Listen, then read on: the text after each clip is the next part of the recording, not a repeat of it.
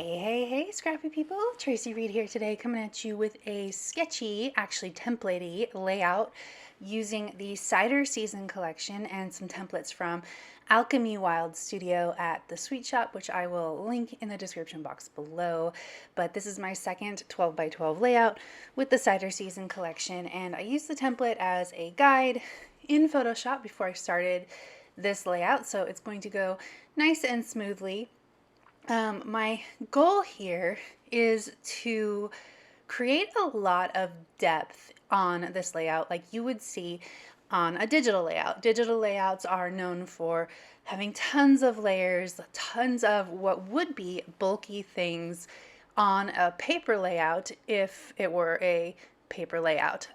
So that is something that I often not avoid, but I don't replicate a lot in my paper scrapbooking because it can get bulky. But I have a cool trick that I've been using lately to make this sort of hyper layered layout without it being too bulky. And the first thing I'm going to do, of course, is put down my paper layers, the base of the layout, before we start embellishing. And the template came with this cute scallop. It's not a full scallop. It doesn't go all the way across the page, which is actually okay. It has a little split in the middle because then I could print it on 8.5 by 11 paper, no problem, and cut it out with my silhouette. It's a little bit delicate. I'm sticking it underneath that apple tree paper, trying to get it just under the edge. And then I also used a piece of light blue cardstock that was just from my stash and matched the collection.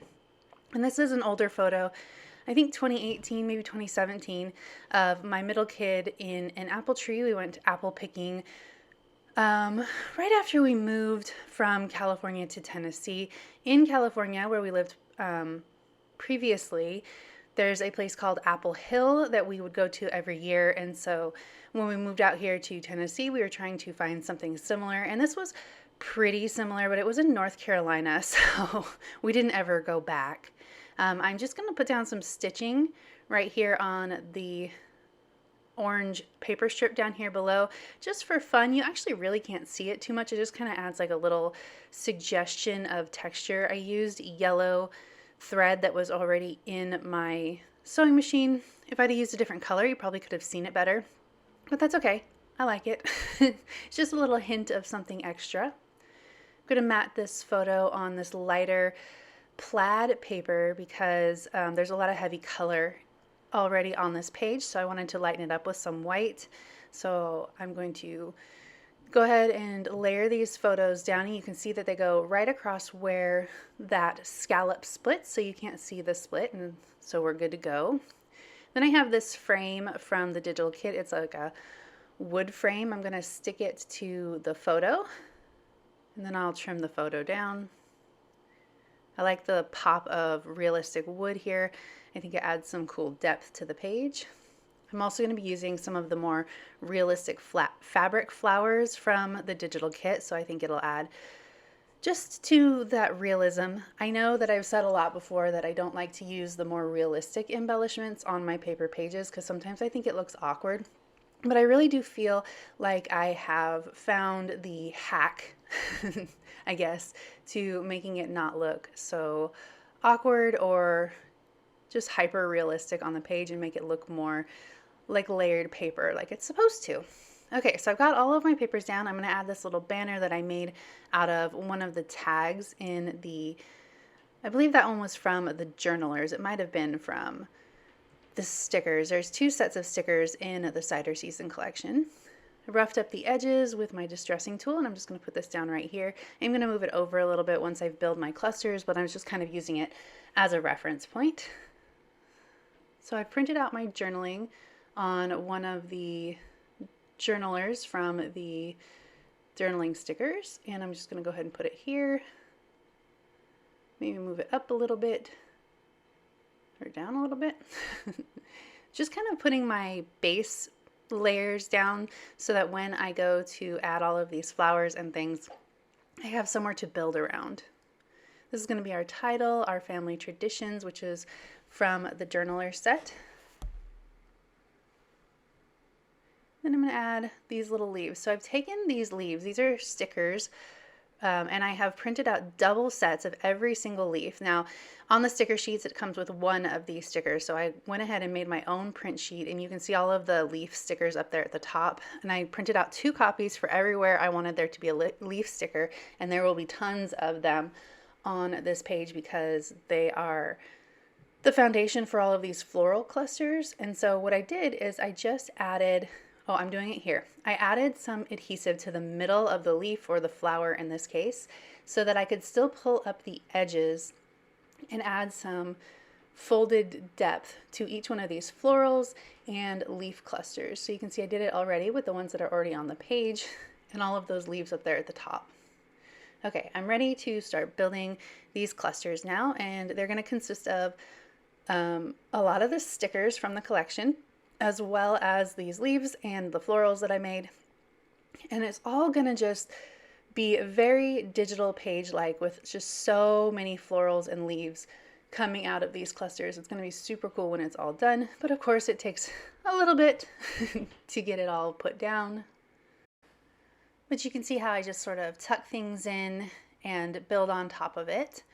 Not really caring too much about putting like the flat stickers on top of the textured stickers, because not every edge of those, I'm not textured, but layered stickers, not every edge of those leaves and things need to be sticking up. It's okay if some of them get pushed down and underneath, you know, like that apple. So we're just going around adding all the flowers. You can see I'm kind of like working in a circular motion for this one and like building around almost like in a spiral. But I decide that for other ones, maybe I'll just put all the leaves down and build on top of them, since I'm having to tuck these leaves under other things. Apple of my eye. So I did add, for all of my clusters, I wanted them to be pretty consistent. So obviously they all have leaves and florals, but I also wanted each cluster to have an apple and I believe a mushroom.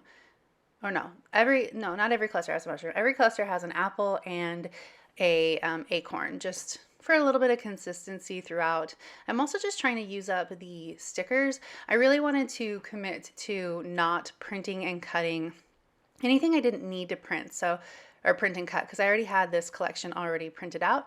So what I wanted to do was use what I had printed. So when I was making this page in Photoshop, I made sure that if I didn't need to, I didn't resize anything smaller, so that it would, or I would have all of these things already done and printed, and wouldn't need to print anything else. So all of the stickers that I'm using are all the actual size stickers from the collection.